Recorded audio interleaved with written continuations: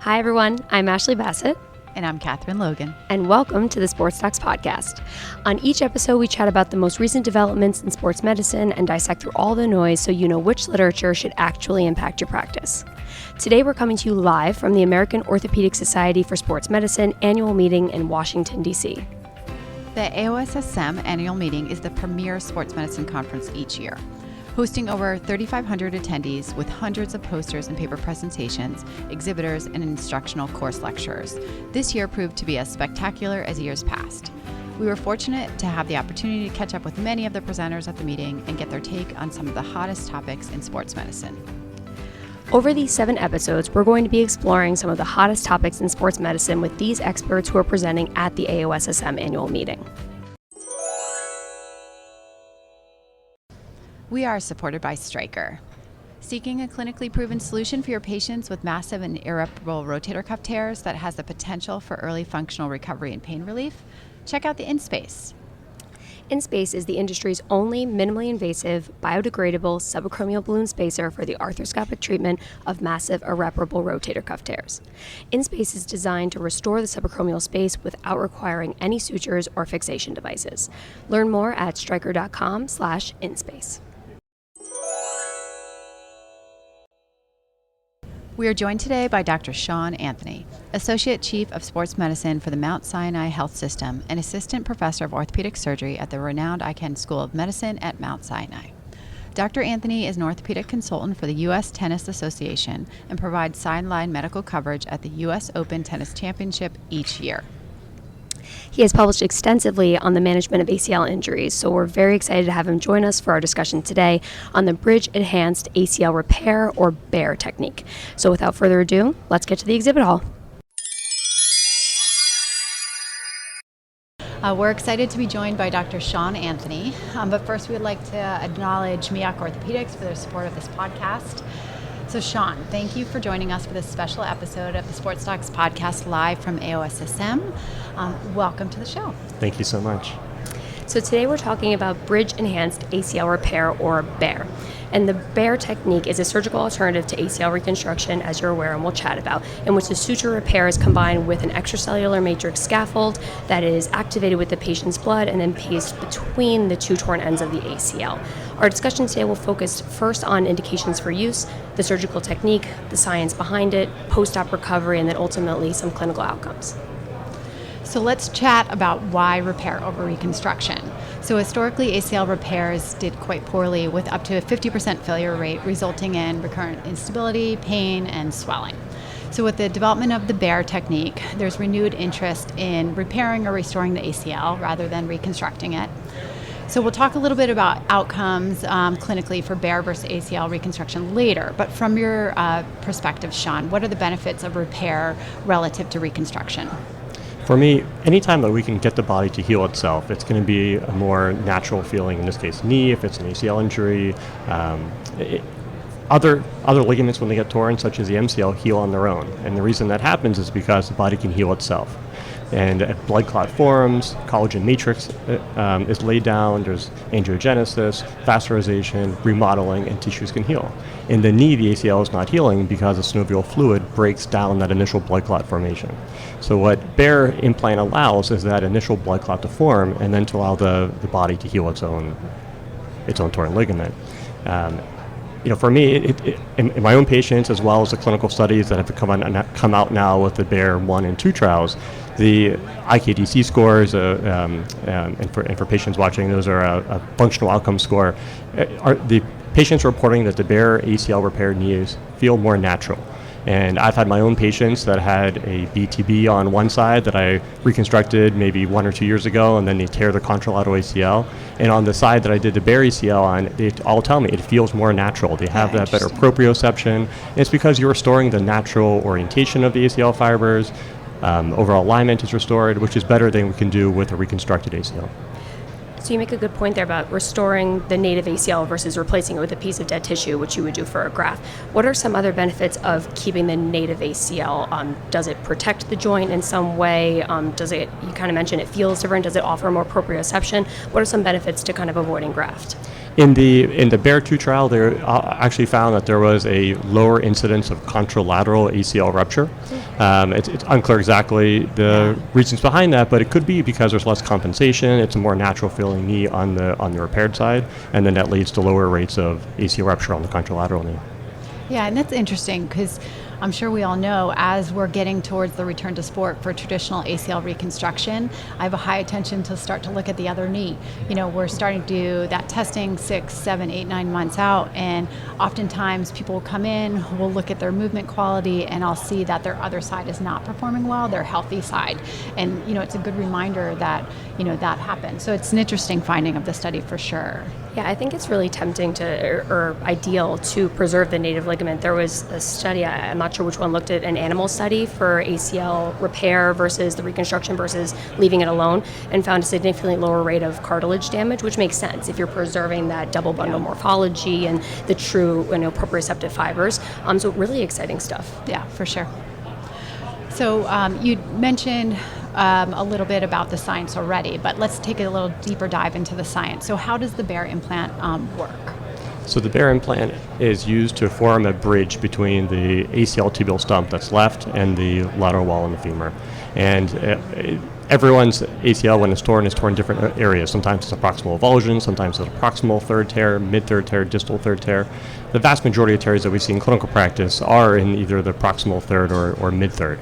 And those are all easily repairable with the BEAR ACL to form that bridge between the torn ends back to the lateral wall.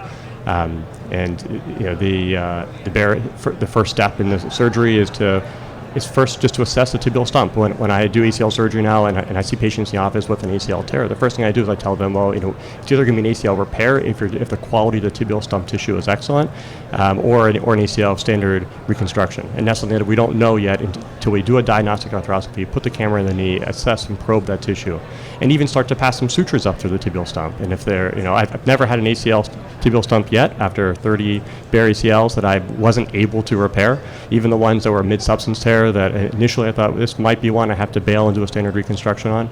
Every time, once you start putting in the sutures through the stump, it's always held out. It's always held very strongly.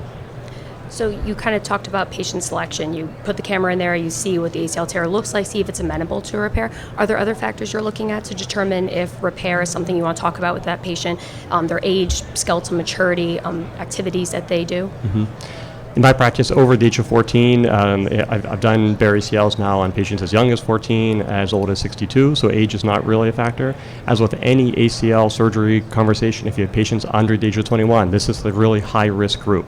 And I think it's really important to counsel patients appropriately that this is a group that can have 10, 15% failure rates with the standard reconstruction. And the BEAR 2 data and the ongoing BEAR data shows that, unfortunately, there are higher rates in that young cohort for a BEAR ACL repair, just as there is with a reconstruction. For older patients over the age of 22, there was a recent paper, AGSM, in January that looked at predictive factors of failure of BEAR. Yeah. And I think one of the really key findings of that study is that there were, over the age of 22, 0 tears of that ACL repair. So does that color, like, are you talking about BEAR to patients that come in that ask for it, or is it part of now somebody comes in with an ACL tear and you say, hey, here are all your options? Is it sort of a standard sort of talk now, or are you waiting for patients to bring it up? That's a great question. It has changed how I approach the ACL surgery discussion now. So now I start with the conversation that it can either be an ACL repair or a reconstruction based on the quality of the tibial stump tissue, and that's something that unfortunately we won't know for sure until we're intra-op, you know, and I tell them I'll take lots of pictures, lots of videos, you're going to see everything that I get to see, lots of good Instagram videos for the future and holiday cards, but you don't know until you assess that tissue. Absolutely, very true. So so now we want to dive a little bit into surgical technique, which is really exciting because the more I read up on this procedure or talk about this procedure, I feel like everyone does it differently. So we'd like to hear kind of your surgical technique. I know some surgeons are using a button over the lateral femoral condyle cortex. Some surgeons are using a swivel lock placed through the anteromedial portal. What's your technique? What do you like to do? I think I'll start by talking about the standard technique that's described in the technique manual, which was and currently ongoing with the Moon BEAR trials and BEAR 1 and 2, and that was usually drilling a 4.5 millimeter tunnel reamer in the femur and tibia, and then the suspensory fixation over 2 endo buttons on the femur and tibia. They used Ethibond sutures as a internal cinch or brace stitch. I've modified that technique based on some of the newer instruments as well as suture material that we have available in 2023. So for when I do the tibial stump, I either like to use an ultra braid suture, a braided suture, whether it's fiberwire ultra braid or even a mini tape suture. We use the non-resorbable sutures all the time in ACL reconstructions. We know that it's fine in the joint, and I really loved that because there's no chance of it tearing when you're tying. I do tie over a femoral tibial button, right. And there's zero chance of that tearing when I'm tying over the femoral button.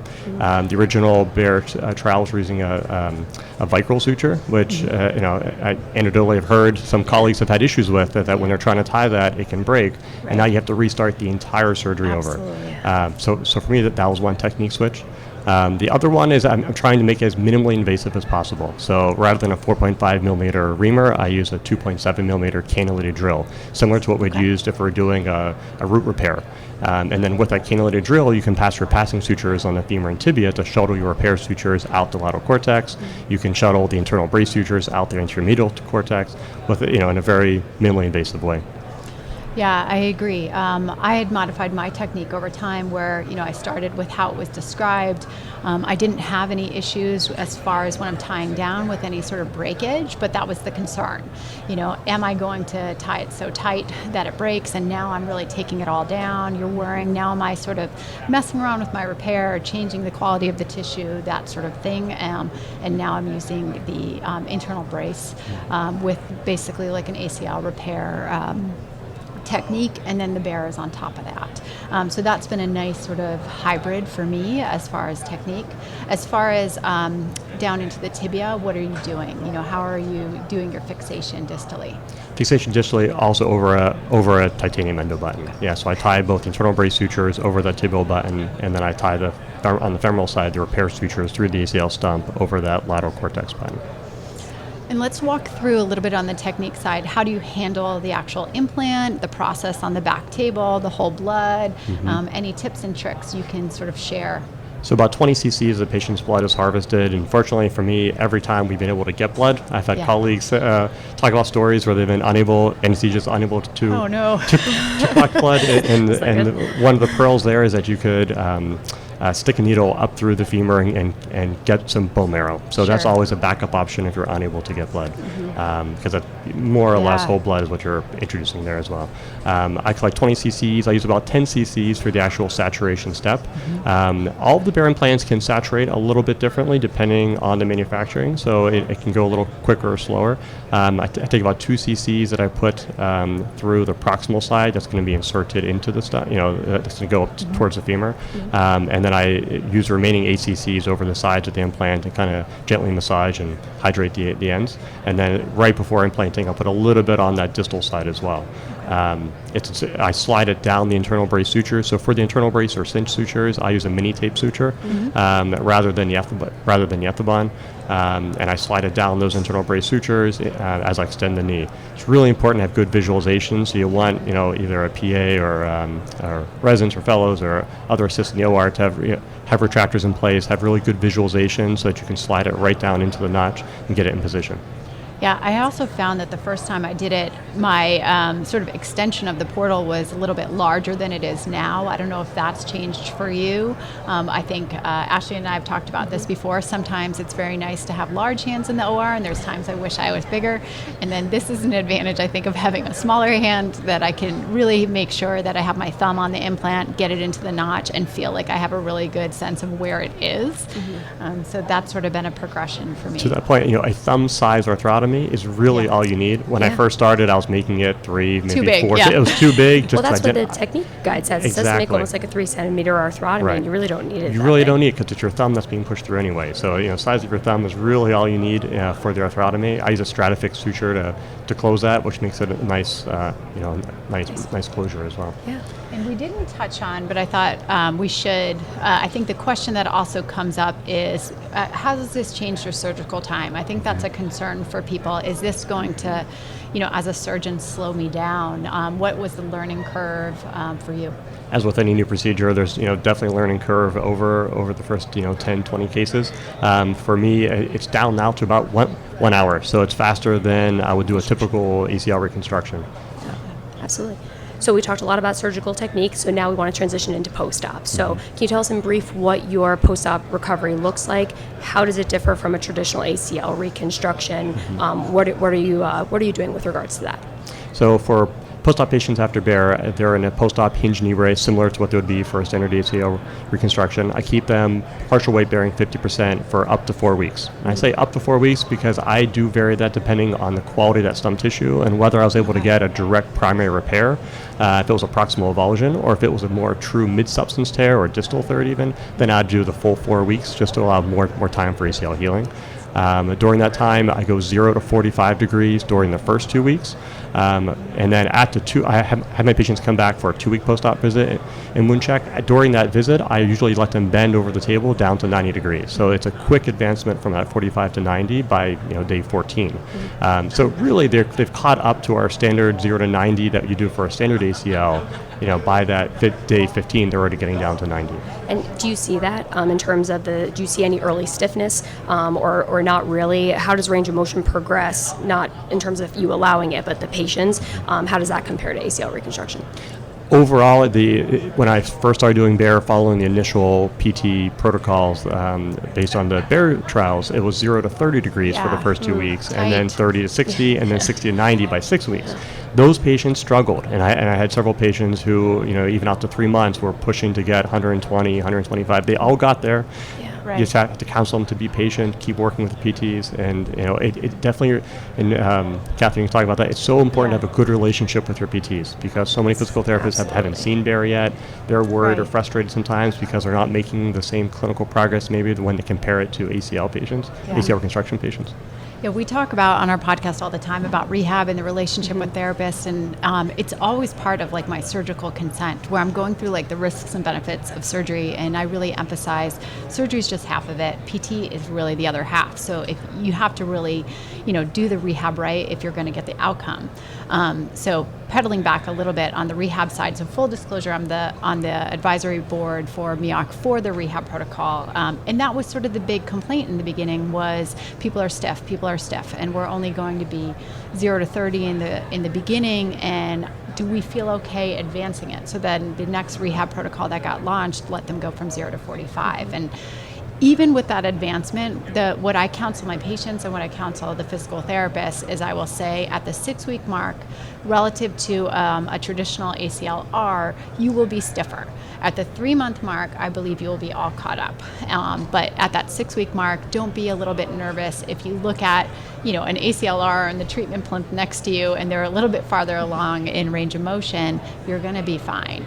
Obviously, just like you're bringing them back at those early checkpoints to just make sure that they're not, far behind. But I would expect some early stiffness, and I think that's okay. Yeah, and it seems like it all balances out as you reach the 3-month mark. And so, what about later on in your recovery in terms of initiation of running? How does that differ from ACL reconstruction? And then in terms of clearance for return to sport, does that differ at all compared to reconstruction? It's great questions. And when I talk to patients during that initial preoperative visit, I tell them it's going to be a very similar 9 to 12 month recovery process, regardless of whether it's ACL repair or reconstruction. It's not going to be a faster recovery just because we're repairing the tissue, because you have to let it heal.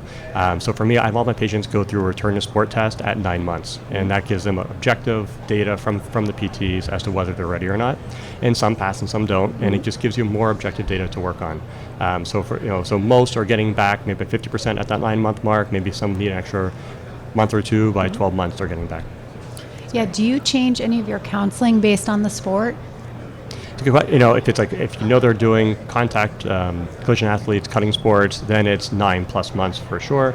But I'm very conservative in my rehab, so I tell everyone 9 months. And they feel great. The BEAR ACL patients at 6 months, they have high FEDC score. They feel too good. So I actually find that I'm trying to slow them down more than even like a standard ACL reconstruction patient, because they feel better at that 6-month mark. Yeah. And that gets one interesting factoid. When often a criticism of BEAR is that there is a slightly higher re-tear rate in the BEAR ACL groups compared to ACL reconstruction group, like in the BEAR 2 trials. One interesting factoid is that the majority of those patients, I believe it was around 6 out of 9, returned to sport shortly after 6 months, sooner, before they were cleared at the 9-month mark. Yeah. And we know that's Across bad, the board, that's whether bad. it's repair, whether it's reconstruction. And those patients were all doing well. So it wasn't like they retore because they weren't doing well, or they were actually had excellent IKDC scores at the 6-month mark. Yeah, and then the other point that I was just going to bring up that is related is the psychological readiness. So if we're looking at psychological readiness scores, ACLR versus BEAR at the 6-month mark, BEAR does better.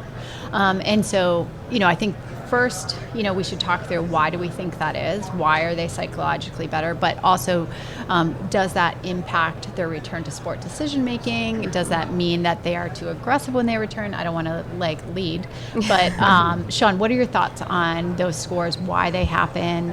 What that's about, and how they actually impact the patient's outcome? I think preserving the natural ligament, orientation, alignment, proprioception, all leads to that more natural feeling. Lack of donor site morbidity, definitely plays a role there too. I've been getting MRIs of my patients around month 9 as well, and I think that helps the psychological readiness, because if you can show them a picture of their repaired ACL and great bridging tissue between the femur and tibia, it gives them a visualization that it is healed on the inside. So it's not just my Lockman test or pivot shift test in the office. They have a visual too to go on. I think psychological readiness, we've talked extensively about ACL reconstruction and psychological readiness to return after that surgery, but it can also be a downside, as you're highlighting. If they feel ready before they actually are biomechanically and neuromuscularly, they can put themselves at risk. So I just always highlight the importance of that return to play test for patients and make sure that they know it's not just psychological or IKDC, it also has to do with their quad, their hop test, and all their other movement analysis as well too. Yeah, I did want to take a step backwards in the rehab because we talked a little bit about bracing. So bracing wise, there is a really strict, let's stick with the brace on for that first 6 weeks.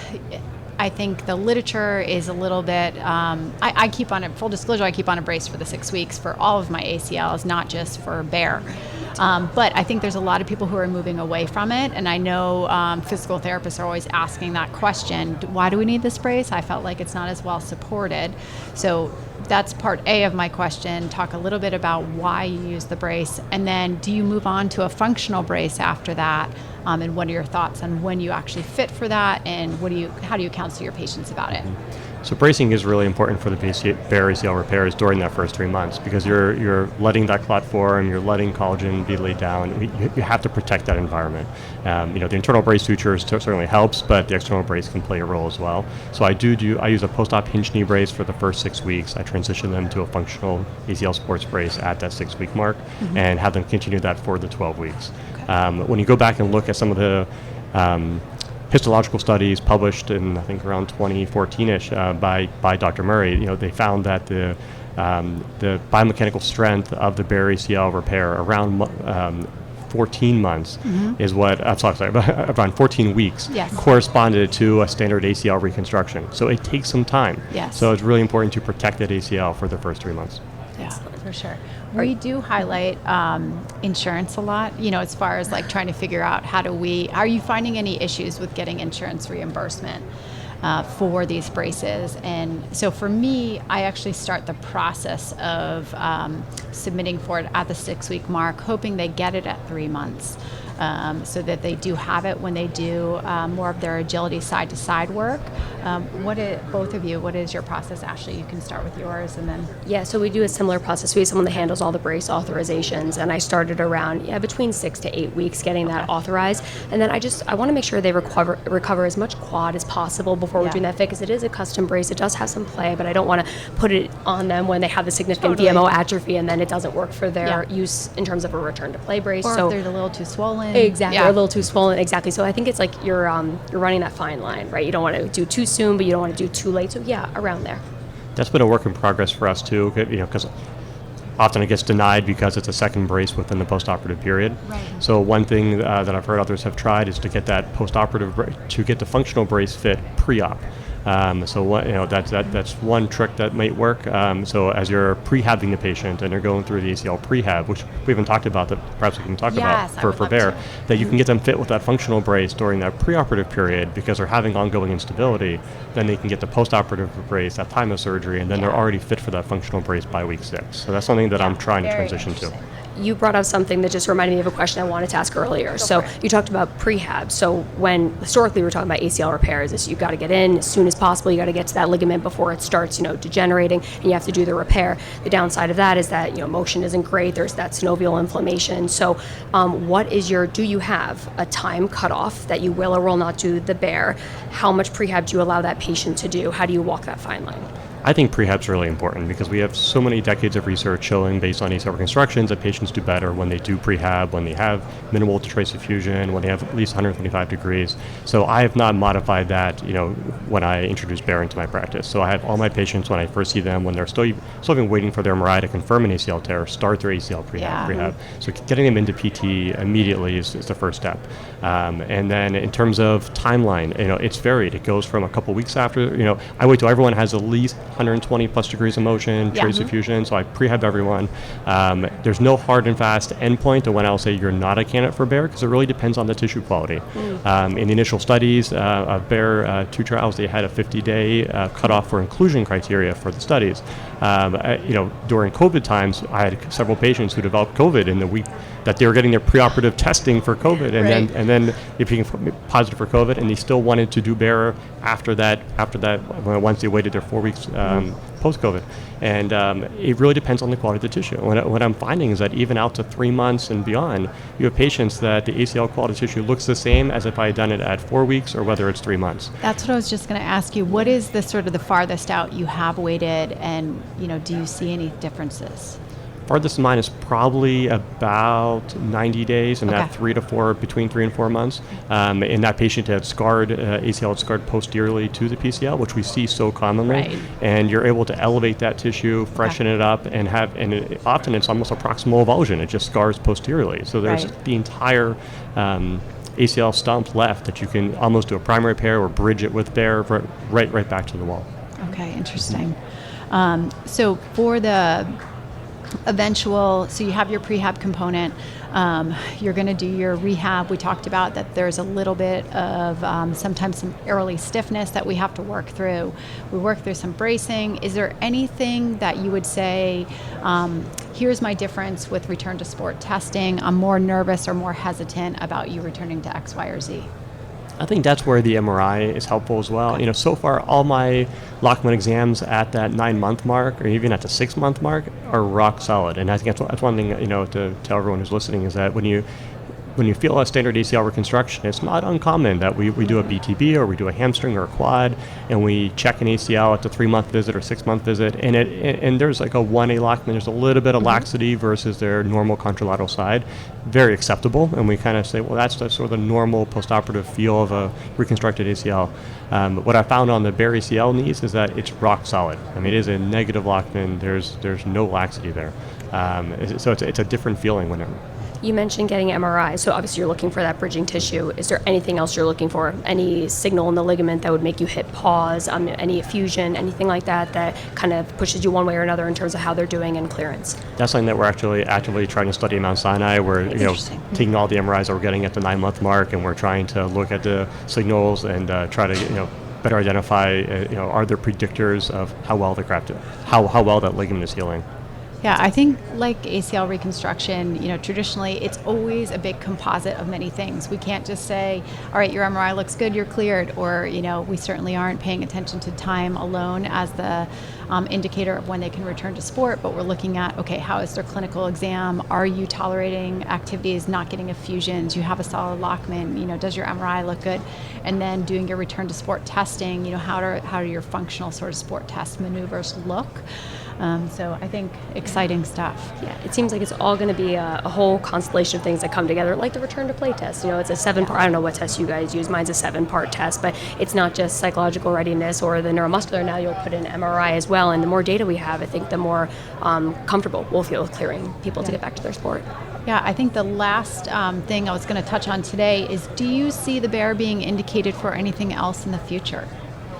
That's a great question. I think the answer is absolutely. And I think there's a lot of, tissue engineering was my undergrad area of specialization. So it's coming full circle now that I can use BEAR Implant to try to tissue engineer and restore, regenerate the ACL tissue.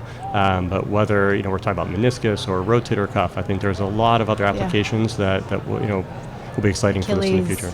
Is one that I know we've talked about, but I think it's interesting to see where this is going to go. Or like one of the upcoming episodes we have about using biologics for rotator cuff repair. Right. You want to be able to keep that, whatever biologic you're doing, whether it's activated with whole blood, there and at the site of pathology to try to get it to do its work. And so, I think this will have far-reaching clinical applications. It truly is paradigm shifting in how we treat ACL injuries. We've been doing more or less the same thing now. Different graft choices, but the same surgery for several decades. Right, and I think we have the luxury of, we all trained together at Harvard. We're all very familiar with Dr. Martha Murray and, how dedicated she is as a scientist, and it's not just sort of, a whim that this was created, and that she's been doing this for decades and being very thoughtful about it. So I'm excited to see where it goes in the future for sure.